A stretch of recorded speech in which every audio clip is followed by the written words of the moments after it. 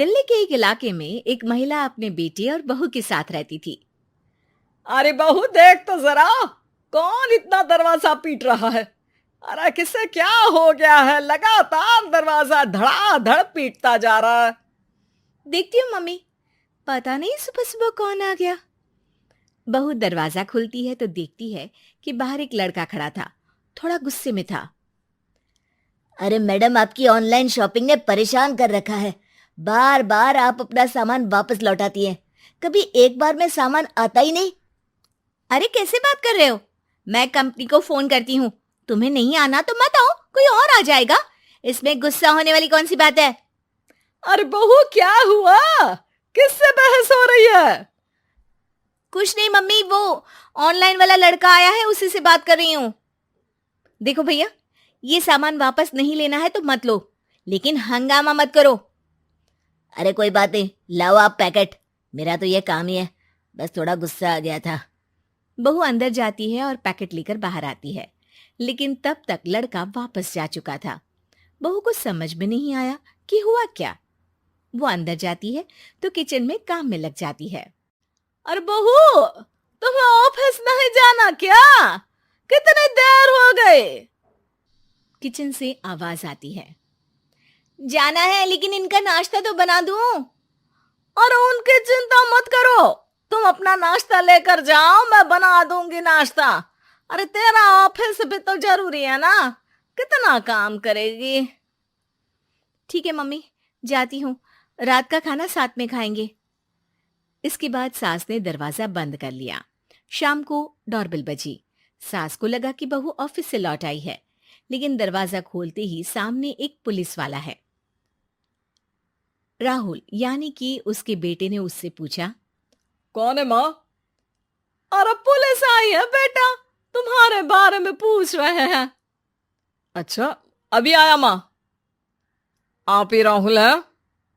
हाँ जी, मैं ही राहुल हूँ। आपकी पत्नी का नाम विनीता है? हाँ जी, लेकिन आप ये सब क्यों पूछ रहे हैं? और कहाँ है मेरी वाइफ? देखिए, परेशान मत होइए, आपको मेरे साथ चलना होगा, मैं आपको रास्ते में पूरी बात बताता हूँ। मैं आपके साथ थाने क्यों चलूं? कोई क्रिमिनल थोड़ी ना हूं मैं। अरे मैं आपको थाने नहीं ले जाने आया हूं, बल्कि आपको मेरे साथ अस्पताल चलना है। राहुल परेशान होकर पूछता है। क्यों, क्या हुआ? देखिए, आपकी पत्नी का बड़ा एक्सीडेंट हो गया है और वो अस्पताल में भर्ती है। बस किसी तरह से आपका पता मिल सका, इसलिए हम आपको लेने आ गए। राहुल हड़बड़ी में माँ को बगैर बताए पुलिस वालों के साथ घर से निकल जाता है। सर, क्या हुआ मेरी पत्नी को, कुछ तो बताइए। देखिए, घबराइए मत, वो आईसीयू में है, अभी कुछ कहा नहीं जा सकता। कुछ देर में सभी अस्पताल पहुंचते हैं। डॉक्टर साहब, मेरी पत्नी ठीक तो हो जाएगी ना? कैसी हालत है उसकी? देखिए, अभी कुछ कहा नहीं जा सकता है। सिर में चोट है और खून बहुत बह चुका है। शायद खून की भी जरूरत पड़े। ठीक है, मैं खून देने को तैयार हूँ। ठीक है मिस्टर, लेकिन हमें सेम ग्रुप का ही खून चाहिए। अगर आपका मैच होगा तभी आपका खून काम आ सकेगा। जी ठीक है डॉक्टर साहब। तब तक राहुल की माँ भी अपने एक पड़ोसी के साथ अस्पताल पहुंच चुकी थी। अरे बेटा, क्या हुआ? बहुरी कैसी है? माँ, कुछ कहा नहीं जा सकता। अरे बेटा, परेशान मत हो। अरे बहू को कुछ नहीं होगा, वो दिल की बहुत अच्छी है।